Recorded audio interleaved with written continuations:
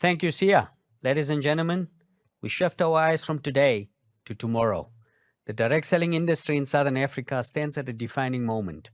We are navigating new consumers, new expectations, new technologies, and new competitive realities. And yet, one thing remains constant: our unmatched ability to build trust, to build people, and build income opportunities at scale. The conversation we're about to have is not about where we have been, but it's about where we are going. It is my privilege to now invite leaders who each, in their own businesses, are writing the next chapter of this industry.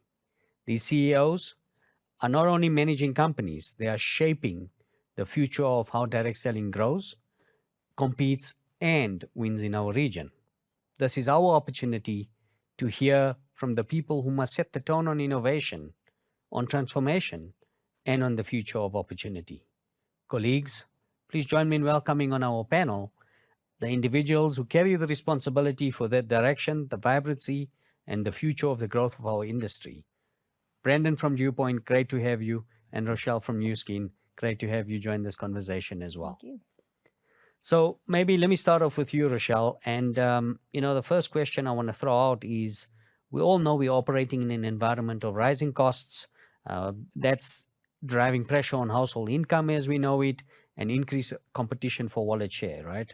And so what shifts in customer expectations are you seeing across Southern Africa, and how should member companies and distributors respond to this? Perfect. Thank you so much. I think today across South Africa, customers are really looking for good value. And value is a lot more than just the product price. When they talk about value, they want to see transparency. They want to make sure that their RAND goes further and their RAND does good. They want to see companies also who genuinely care about communities. So I think when we talk about value, we need to make sure that every interaction has great personal meaning, to make sure that we have that personal interaction with every single customer. And that way we'll be able to get that wallet share as well as the market share that we want. Yeah, great. And Brendan, your thoughts? So, in the direct selling space, individuals in the economy at the moment, as we've discussed, are under a lot of financial pressure. And that financial pressure is just growing and growing and growing. We see more mines closing down, the motor industry closing down, all sorts of things. It's driving people into this industry. And so, their main product is income. That's what they're looking for, is income. And what we've seen over 2025 in particular is people battling to grapple with the concept of building income over time, but are turning more and more to immediate income. How can I quickly solve my problem? And so we've been in a position where, exactly like you've said, we've had to demonstrate value not only in the products that we offer, but in the systems that allow individuals to make permanent change to their financial circumstances. Moving away from that mindset of, I need to feed myself right now today, so I'll run off to the things that generally take their money, to things that go, hang on a second, I can go into a truly value-driven business where I can build long-term financial change. And so we found it quite important to be driving that message and educating that message into really the droves of South Africans that are now starting to come to us in a desperate financial state. Yeah, absolutely. And if I can build on that, maybe coming back to you, Rochelle, and Brendan, to you as well.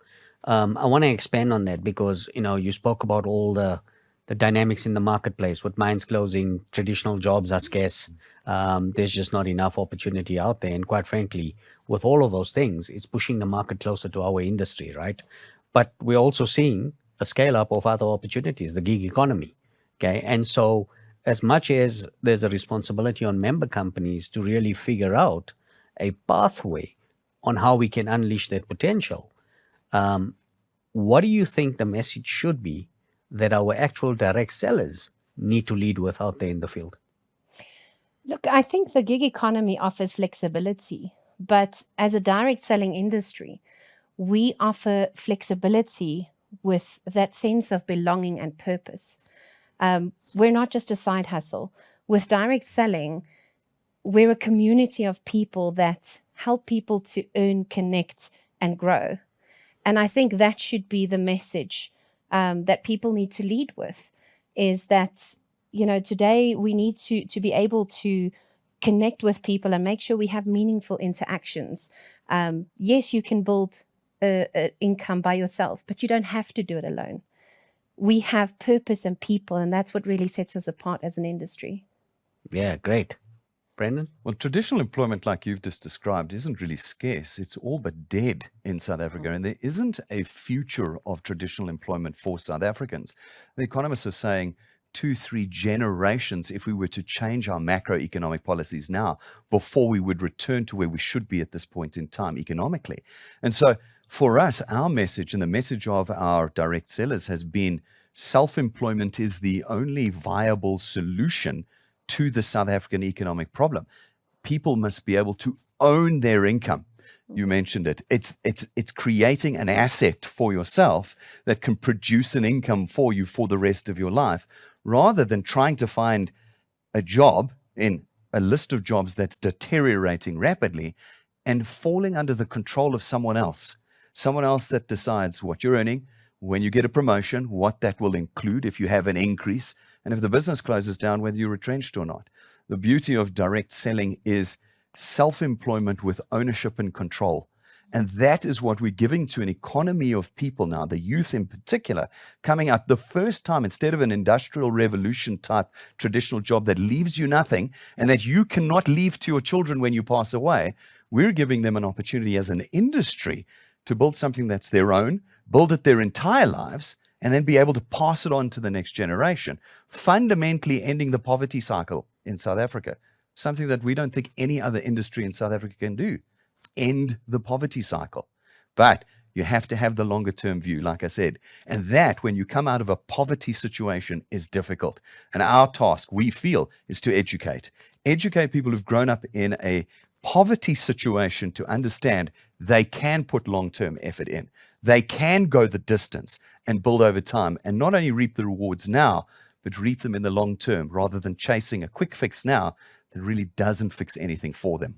Fantastic, Rochelle and Brandon. And you know, if I'm a direct seller listening to this conversation, and this is my message to you listening to what our CEOs have just shared. Number one, you want to be offering a long-term view. Number two, I've also heard legacy. I've heard succession. Many opportunities, those side hustles, those gig economies that you competing with in the marketplace do not offer any of those. So in terms of how you, with enthusiasm, taking your opportunity, your business, and promoting that to people out into the marketplace, those are some, thoughts that you want to kind of bake into your approach as you sell the value proposition for your business and the growth for yourself and your family. Fantastic. And I think another important factor, and certainly a dynamic that's influencing our business and industry in a positive way, is technology. Okay, and technology is changing how we sell. Here we can think of WhatsApp, we can think of TikTok, Reels, all of those wonderful platforms that are available to us, including, the digital world of payments, instant payments, right? That's also an area that affects our industry. Where do you believe, direct sellers are not leveraging those tools enough? And if you had a way to influence that, what one thing would you suggest we do differently? Rochelle, do you want to go first? Yeah, I think social media, in my opinion, is still very underused in the direct selling industry. And the reality is platforms like WhatsApp, Instagram, these really offer you the ability to connect with so many more people. But I think what's lacking today is really connecting with your customers. Many people are using it more as a digital catalog instead of really sharing real, true stories, real experiences that people can connect with. And I think if people were to change their focus, instead of posting just to sell something, if you were to share something with the objective to actually connect with that end consumer, I think that's something really powerful, and that can help you expand your channel, grow your network, and really make a follower, convert them into a loyal customer. Absolutely. And I'll go as far as expanding on that to say, I think the days of a traditional sales pitch is dead. Definitely. Today, it's all about your personal story, because I want to be able to build trust and credibility 100%. with you. And so that's so, so important. Brandon? Well, we're a technology company. We've been a technology company from day one. We're a lot younger than many of the representing companies here today. And so we haven't had really the problem of our direct sellers not using enough technology. We've had the opposite problem. We've had them forgetting that they actually need to get face to face with people. And so for a good couple of years now, since around about 2021, we have been educating and driving the process of hybridization. And what we mean by that is that your approach to connecting people to your direct selling businesses must be a mix of technology, all the technologies that are available, and that face-to-face interaction with people. You spoke about testimony. Testimony is your most powerful tool when connecting individuals, but testimony through a screen is still not as powerful as testimony face-to-face. And so, ironically enough, one of the first people in our business to get us onto Facebook and really leverage Facebook back in the 20-teens was a lady that we have still with us today, who at that stage was in her late 60s. She got us in.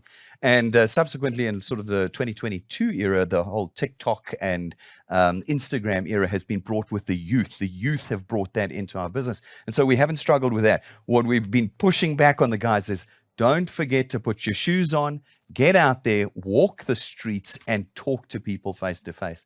With the youth, technology is never the problem. It's the older folk that we have to continually encourage into the technology, but with the younger folk, we have to encourage them to speak to people on their feet, to tell them their testimonies. Absolutely. I mean, we have something that we focus on in our business. It's a saying to remind us of exactly that: high touch with high tech. That's so important for our industry. So, Brandon, if I can stay with you, I mean, you spoke about the industry and in particular the product offering and a heavy reliance on technology within your respective business, right? The regulatory space, that landscape is tightening, okay? And what commitments do you think every company should make to ensure we protect the value of our channel? It's a very difficult answer or question to answer, and I'll tell you why. The legislation that's passed in deluges in South Africa at the moment doesn't always take all the minute details of parts of the economy like ours into account. It's very broad brush regulation that has widespread implications. And so, of course, from a direct selling company perspective, we've really got to be on our game, and it can be exhausting. It's many hours a week that the top people in the industry need to be spending just on compliance. But that aside, one of the things that we've identified and work quite hard on is in educating the regulators themselves. Now, we're a financial services company at heart, so we deal with the Financial Sector Conduct Authority, the Prudential Authority. We've got the Consumer Protection Commissioner. There are many. I mean, I think there's something like 12 regulators that regulate our business. And at every interaction we have with them, we discover that they don't know what direct selling is. The immediate knee-jerk response is always to compare us to things that are actually regulated, pyramid schemes, Ponzi schemes. It's an immediate knee-jerk response from each new person we meet in the regulatory bodies. And we have to educate them really around their own regulation about what those are and why we are in fact legitimate, regulated, genuine, reviewed, and audited direct selling companies, and what role our direct sellers play in that. And so when it comes to regulation, I'm not sure we're going to win the fight on reducing regulation, which probably does need to happen in the distant future, but we have to continue to educate not only the general people of South Africa, but the regulators themselves. And they're generally grateful for it. It's eye-opening for them. And then I think if you do it correctly, like we try to do, they become quite excited about our industry, like everybody does. When they realize just how powerful direct selling is, they get very excited about it. But it is always a little bit frustrating. You walk into a new meeting with a new set of regulators, which can be in the same regulator group, and you've got to start from scratch. Okay, no, we're not like that. We're not like that. This is how we work. This is how we are controlled. Codes of ethics, our own specific regulations, etc., etc. Yeah, and I think that's where the excitement gets great for our industry, especially around regulations, because there's always a negative connotation around regulations. But my experience, and certainly the experience of the board, because as you know, government affairs and legal sits as one of the 5 strategic pillars at the DSA. And we really intentionally seek those engagements because we know 100% of the time there's a lack of awareness or understanding on who we are and our business model. And most importantly, the impact that their regulations that they're wanting to put out into the marketplace can potentially have on our business model and the hundreds of thousands of households that are dependent on our industry. So that is why it's such an important strategic pillar for us at the DSA. As we wrap up, if I can ask both of you to give us your thoughts on what is your one non-negotiable for how direct selling companies and the field should show up next year so that we lift and grow this entire industry? That's a great question. And for me, it's authenticity. What I mean by authenticity is if we want to grow and lift this industry, we need to grow the trust. You mentioned earlier that, we still need to establish that trust in the market. And for me, authenticity does that. When you are genuine and honest, that's when people start to trust you. So for me, I would say people need to be more authentic. And if every single company and direct seller can lead with trust from the heart instead of focusing on the hype, I really believe that we can not only lift the sales figures, but really build the trust and help this industry explode to its full potential. Absolutely. So on our side, it would be integrity, which is pretty close to what you've said, Rochelle. We live in a country where we have such poor integrity, and it's an example that's put on our face every day. You see it in the traffic, see it amongst the government institutions. We see a loss of integrity, and we are pushing very hard at DuPont to ensure that as an industry, we display integrity. As we go into 2026, we are working in a space in the economy as direct selling companies. Stepping on each other's toes, cutting into each other's market share is not something that we accept as an example to the rest of the economy of how to trade. And so when we speak of integrity, we speak of integrity as the companies, the direct selling companies, as we work together in partnership with each other in building this solution, this financial solution for South Africans today. And so that's why as we go into 2026 as DuPont, we teach our direct sellers that DuPont is the work you're doing. Don't go and try and steal market share from other people. Work with the tools you've given and promote an industry that supports each other and is growing together. Well, with that, it comes to the end of our conversation. Been a huge privilege to have you both join this panel, and certainly take the time out of your busy schedule to be able to, share forward and pay forward to all of our viewers here today.